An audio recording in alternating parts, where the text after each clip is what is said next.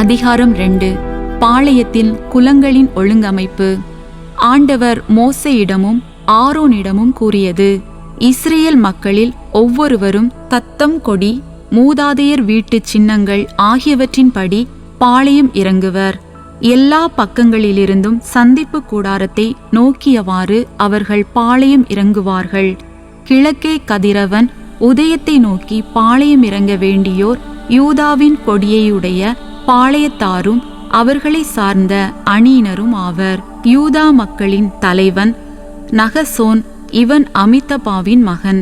எண்ணிக்கைப்படி அவன் அணியினர் தொகை 74,600.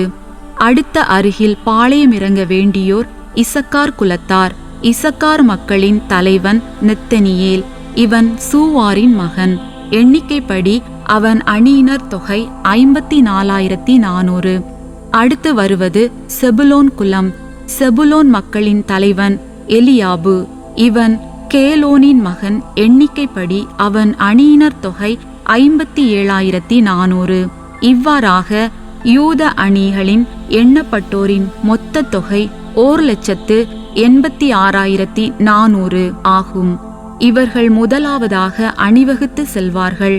தெற்கே பாளையம் இறங்க வேண்டியோர் ரூபனின் கொடியுடைய பாளையத்தாரும் அவர்களை சார்ந்த அணியினரும் ஆவர்.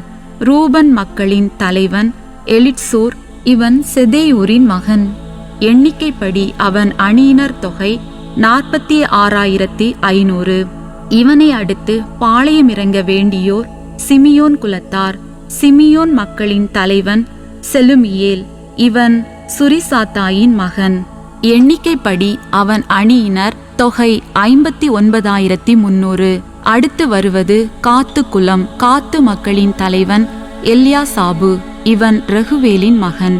எண்ணிக்கைப்படி அவன் அணியினர் தொகை 45,650. இவ்வாறாக ரூபன் அணிகளின் எண்ணப்பட்டோரின் மொத்தம் தொகை 1,51,450 ஆகும். இவர்கள் இரண்டாவதாக அணிவகுத்து செல்வார்கள். அதன்பின் சந்திப்பு கூடாரத்தை லேவியர் அணியினரோடு ஏனைய அணியினர் கொண்டு செல்வர்.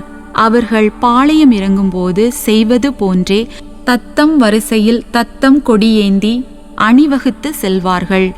மேற்கே பாளையம் இறங்க வேண்டியோர் எப்ராயிம் கொடியுடைய பாளையத்தாரும் அவர்களை சார்ந்த அணியினரும் ஆவர்.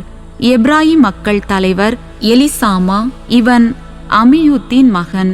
எண்ணிக்கைப்படி அவன் அணியினர் தொகை 46,500.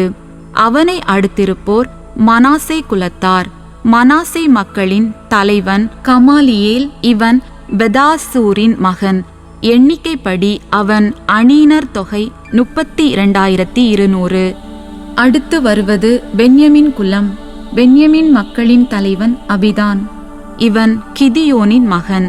எண்ணிக்கைப்படி அவன் அணியினர் தொகை 35,400. இவ்வாறாக எப்ராயிம் அணிகளில் எண்ணப்பட்டோரின் தொகை 1,08,100 ஆகும். அவர்கள் மூன்றாவதாக அணிவகுத்து செல்வார்கள். வடக்கே பாளையமிறங்க வேண்டியோர் தான் கொடியுடைய பாளையத்தாரும் அவர்களை சார்ந்த அணியினரும் ஆவர். தான் மக்களின் தலைவன் அகியேசர். இவன் அம்மிசத்தாயின் மகன். எண்ணிக்கைப்படி அவன் அணியினர் தொகை 62,700.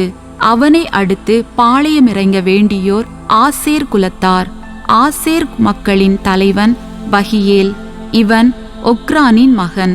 எண்ணிக்கைப்படி அவன் அணியினர் தொகை 41,500. அடுத்து வருவது நப்தலி குலம். நப்தலி மக்களின் தலைவன் அகிரா. இவன் ஏனானின் மகன். எண்ணிக்கைப்படி அவன் அணியினர் தொகை 53,400. இவ்வாறாக தான் அணிகளில் எண்ணப்பட்டோரின் தொகை 1,57,600 ஆகும். இவர்கள் அணிவகுப்பில் இறுதியாக செல்வார்கள். தங்கள் மூதாதையர் வீடுகள் வாரியாக எண்ணப்பட்ட இஸ்ரேல் மக்கள் இவர்களே. அனைத்து பாளையங்களிலும் தங்களை சார்ந்த அணியினரோடு எண்ணப்பட்டோரின் தொகை 6,03,550 ஆகும். ஆனால் ஆண்டவர் மோசேக்கு கட்டளையிட்டபடி லேவியர் இஸ்ரேல் மக்களுள் எண்ணப்படவில்லை. ஆண்டவர் மோசேக்கு கட்டளையிட்டபடியெல்லாம் இஸ்ரேல் மக்கள் செய்தார்கள். அவர்கள் ஒவ்வொருவரும் தங்கள் குடும்பங்கள் மூதாதையர் வீடுகளின்படி பாளையமிறங்கி அணிவகுத்து சென்றார்கள்.